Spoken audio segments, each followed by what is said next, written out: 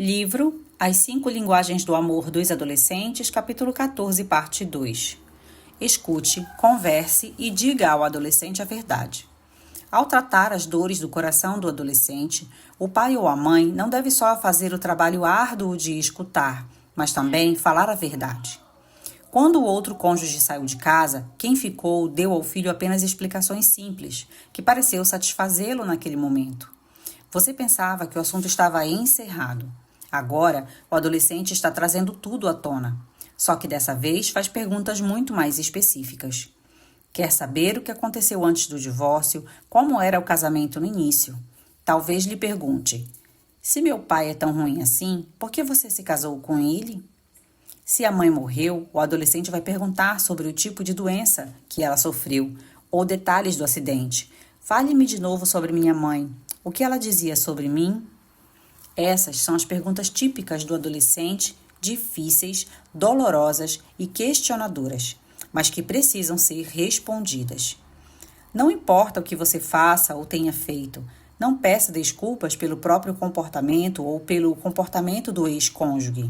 Diga a verdade. Se o adolescente descobrir mais tarde que você mentiu sobre os detalhes, irá perder o respeito por você. Talvez você achasse que, enquanto ele era criança, não tinha condições de entender a verdade em toda a sua dimensão. Agora, porém, que é adolescente, para haver uma cura emocional, é necessário que saiba a verdade. Marjorie, mãe de uma adolescente de 14 anos, desabafou. A coisa mais dura que precisei fazer foi responder às perguntas da minha filha. Eu sei que devia ter contado antes, mas nunca parecia ser a hora certa. De repente, ela começou a fazer aquelas perguntas difíceis e tive que escolher se mentiria ou se falaria a verdade. Aquela foi a noite mais dolorosa da minha vida. Contei-lhe que nunca fui casada com seu pai, que o havia conhecido em uma festa na praia e que dormimos juntos, e depois disso nunca mais nos vimos. Antes disso, sempre lhe havia dito que ele tinha nos abandonado quando ainda era muito nova.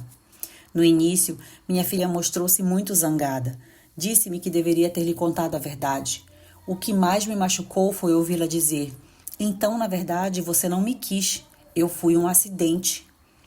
Marjorie acrescentou: escutarei suas palavras de amargura e disse-lhe que entenderia como ela se sentia. Mas esperava que minha atitude a partir daquela noite demonstrasse que a amava e que sempre me importei com ela. Tivemos muitas conversas nas semanas seguintes. Choramos juntas, rimos e nos abraçamos. Nunca me senti tão perto da minha filha. E agora penso que ela me ama de uma maneira mais madura. Eu sempre soube que chegaria o dia em que deveria lhe contar a verdade. Tinha esperanças de ser corajosa para fazer aquilo. E estou feliz por ter conseguido. O velho adágio é verdadeiro. Entre aspas, a verdade dói. Dói, mas também cura. Conhecer e falar a primeira linguagem do amor do adolescente pode ser um elemento importante quando tiver que contar-lhe a verdade. Quando há toque físico, palavras de afirmação, presentes, atos de serviço ou tempo de qualidade, fica mais fácil criar o ambiente ideal para que o processo doloroso de cura do passado possa ocorrer. A filha de Marjorie disse-me mais tarde: foram os abraços de minha mãe que me ajudaram a superar isso. Eu nunca havia sentido tanta dor em minha vida como senti no momento em que ela me contou a verdade. Eu queria correr, gritar, me matar. Mas quando ela me abraçou, senti como se estivesse de volta por um cobertor de amor. A primeira linguagem do amor dela era toque físico. Essa linguagem, exercitada naquele momento oportuno, falou profundamente ao coração tão dolorido dela. Marjorie também usou as outras linguagens.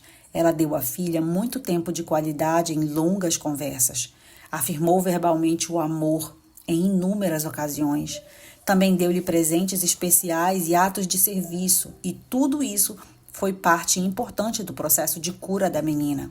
Mas o toque físico foi como um cobertor de amor. Respeite os desejos irreais dos adolescentes. Gostaria de mencionar também outro desafio para pai e mãe solteiros, bem como a resposta apropriada a ser dada. O adolescente em família com um dos pais ausente terá muitos desejos irreais.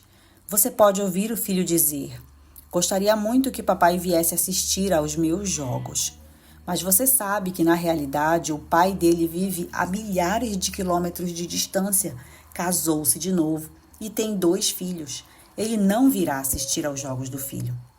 A sua filha de 16 anos pode dizer: "Papai comprará um notebook para mim." Mas você sabe que o pai dela está endividado. Esses sonhos são parte da imaginação do adolescente. É uma tentativa subconsciente de ter aquele tipo de família que deseja. A resposta natural da maioria dos pais e mães, sem o outro cônjuge, é bombardear esses sonhos com as granadas da realidade. Em minha opinião, esse é um erro grave. Será muito melhor acalentar um pouco os sonhos do adolescente e deixar que a realidade entre gradativamente no mundo dele. Você pode comentar: "Você quer que seu pai lhe compre um notebook?" É uma boa ideia. Eu também gostaria que isso acontecesse. Ou: "Você gostaria que seu pai pudesse vir assistir aos jogos?" Eu também gostaria, isso seria bem legal. Se der esse tipo de resposta aos desejos irreais do filho, estará afirmando-o como pessoa. Contudo, caso se sinta compelido a atacar essas ideias e a dizer algo negativo a respeito do ex-cônjuge, estará encorajando-o a guardar os desejos para si mesmo. Mas ao aceitar e afirmar esses desejos, você incentivará o fluxo da comunicação. Em geral, o adolescente já sabe que são sonhos impossíveis, mas sonhar faz parte da estratégia que desenvolveu para lidar com a realidade. Se você tiver ainda algum contato com o ex-cônjuge, pode contar a ele alguns desses sonhos, mas isso nunca deve ser feito de maneira que pareça uma obrigação imposta. Simplesmente compartilhe as informações. Veja esses exemplos. Acho que você gostaria de saber o que nosso filho me disse várias vezes. Queria que papai pudesse vir assistir aos meus jogos. Sei que provavelmente isso será impossível de acontecer, mas vê-lo jogar significará muito para ele. Se não, da próxima vez que lhe telefonar, pergunte-lhe ao menos como foi o jogo. Essas informações são importantes para o pai que está longe. Stephanie disse-me muitas vezes que você lhe comprará um carro novo assim que ela tiver a idade suficiente para dirigir. Não estou lhe pedindo que faça isso, mas achei que gostaria de saber o que ela anda dizendo. Compartilhar os desejos do adolescente com o ex-cônjuge é algumas vezes algo que o próprio jovem deve fazer, especialmente se os pais têm uma relação conflituosa. Dizer ao filho: "Talvez você devesse dizer isso ao seu pai." Pode ser que o encorajamento de que ele precisa. Para alguns pais, pessimistas por natureza, será extremamente difícil fazer o que acabei de sugerir. Eles veem sempre a metade vazia do copo e então derramam o pessimismo em cima do adolescente. Se isso faz parte da sua personalidade, peço-lhe que procure a ajuda de um conselheiro. Ele poderá ajudá-lo a ver as coisas sobre uma perspectiva mais otimista. Sonhos, mesmo os impossíveis, fazem a vida mais suportável quando as coisas não estão boas. Quem sabe o que é impossível? Até mesmo as escrituras dizem: "Não havendo profecia, o povo se corrompe." Provérbios 29, 18. Se os desejos do adolescente são irreais, isso se torna óbvio. Mas, quando ele os compartilha, fornece informações que os pais de outra maneira não obteriam. Com frequência, muitos desses desejos estão relacionados à primeira linguagem do amor dele. É possível que o jovem que deseja ter o pai com ele assistindo aos jogos tenha como primeira linguagem do amor tempo de qualidade. Já aquele que pede coisas materiais pode ter presentes como sua primeira linguagem do amor. Entretanto, o adolescente pode ter desejos que estão fora da primeira linguagem. Mas se catalogar esses desejos, irá descobrir que a maioria deles está dentro dos parâmetros da primeira linguagem do amor do filho. Para os pais que não detêm a guarda dos filhos. Deixe-me compartilhar as minhas ideias com os pais que não detêm a guarda do filho. Espero que você não tenha se sentindo injustiçado por mim na primeira parte do capítulo. A verdade é que você pode ter um papel importante na vida do adolescente. ele precisa muito de você também. Muitos pais que não têm a guarda dos filhos sabem que precisam da ajuda para descobrir como cuidar deles. Alguns veem um adolescente nos fins de semana ou pelo menos uma vez no mês.